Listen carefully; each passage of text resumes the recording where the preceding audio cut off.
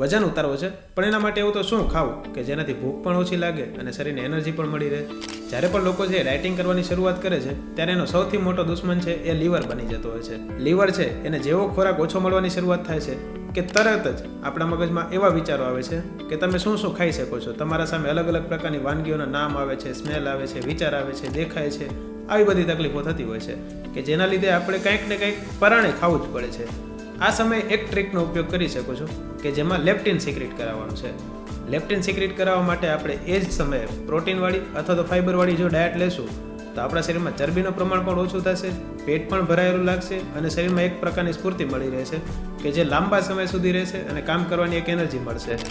જેમ કે આવા સમયે આપણે પલાળેલા મગ જો ખાઈએ તો અડધા દિવસની એનર્જી પણ મળી જતી હોય છે એનાથી અને પેટ પણ છે ભરેલું લાગે છે. તો આવો પરફેક્ટ ડાયટ પ્લાન કે જેમાં તમારે 3 ટાઈમ શું ખાવું અથવા તો શું પીવું અને તેની સાથે વજન તમે કેટલો ઘટાડી શકો છો એ જાણવા માટે તમે કમેન્ટમાં ડાયટ લખો અને હું તમને જણાવીશ.